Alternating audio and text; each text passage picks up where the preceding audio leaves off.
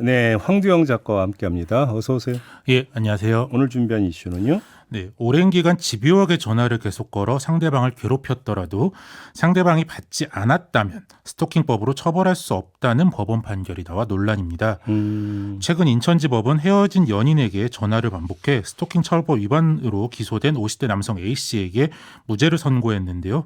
스토킹으로 인정받으려면 일단 전화를 받으란 거냐, 스토킹 처벌법의 입법 취지를 무색해 하는 판결이다. 이런 비판이 제기되고 있습니다.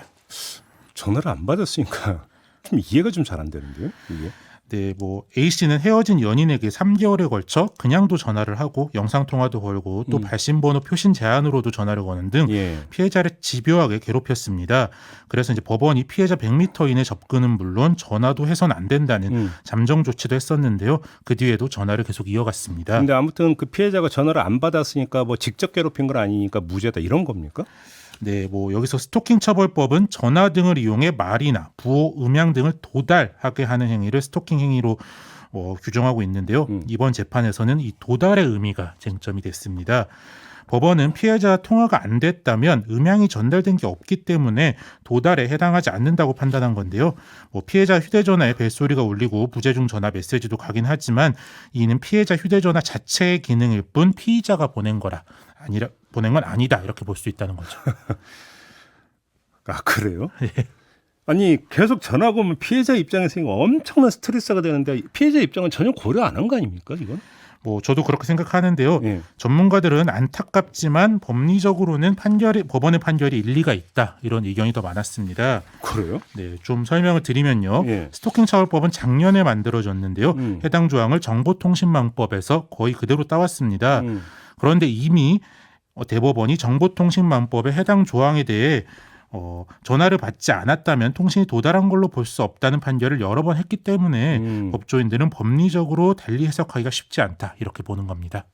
이게 그러니까 그 기존 정보통신망법 조항 요걸 이제 그대로 끌고 와서 또 해당 판례도 있습니까 그러면? 예, 그렇죠. 뭐 가령 2020년 대법원 판결을 보면요. 예. 전 연인에게 자동 프로그램을 이용해 한 달 동안 하루 수백 통씩 전화한 피고인에게도 무죄 판결을 한 적이 있습니다. 아니 법을 왜 이렇게 만들었어요 근데? 그러니까 이제 스토킹 처벌법 자체가 뭐 형법이나 정보통신망법, 뭐 경범죄 처벌법 등 기존법으로 스토킹을 제대로 처벌할 수 없다. 그래서 만든 건데요. 그런 만큼 좀 다양한 스토킹 양상을 대비해서 입법을 했었어야 되는데 네. 국회도 소관부처인 법무부도 좀 꼼꼼하지가 못했던 것 같습니다. 뭐 당시 이제 입법 여론이 워낙 컸잖아요. 예. 그러니까 입법 당시 정부안도 있고 각 당의 여러 의원들도 조금씩 다른 버전으로 여러 안을 대표 발의하셨었는데요. 그 중에서 민주당 남인순 의원안과 정의당 장혜영 의원 안에서는 전화 등으로 자신의 의사를 전달한 행위까지 스토킹에 포함해서 조금 더 넓게 해석할 여지를 두기도 했는데 네. 실제 논의 과정에서는 정부안이었던 현행 내용대로 별다른 논의 없이 통과되었습니다. 아니 그러면 오히려 이 판결이 하나의 가이드라인을 주는 것일 수도 있는 거 아닌가요? 그렇죠. 이제 뭐 지금 2심, 3심이 남긴 했지만 재판까지 가서 무죄를 받았으니까 A씨가 계속 전화를 걸어도 사실 피해자는 좀 당하는 방법밖에 없는 건데요. 네. 피해자가 지금 어떤 심정이실지 생각만 해도 제가 다 끔찍합니다.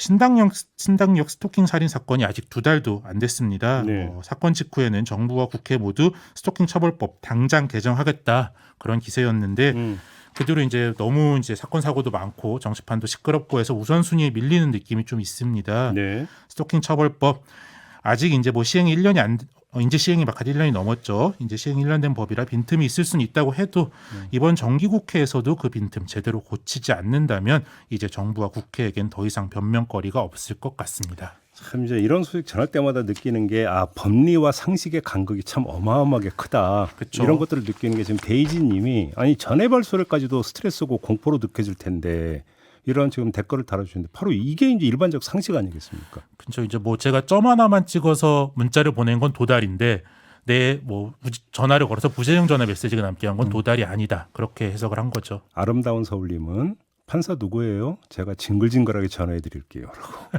물론 전화하시겠다는 뜻은 아니겠죠. 그냥. 실제로 하시면 안 됩니다. 네, 전화하시면 안 되는 거고요. 네. 아무튼 근데 우리 일반인들을 네, 법리를 잘 모르는 우리 일반인들이 볼 때는 정말로 이해가 안 되는 판결이다. 네. 상식에 비추어 볼 때. 네, 그럴수록 이제 뭐 국회에서 입법 과정에서 더 꼼꼼해야 되는데 좀 아쉽습니다. 네, 좀 답답하네요. 알겠습니다. 마무리하죠. 황두영 작가 수고하셨습니다. 예, 감사합니다.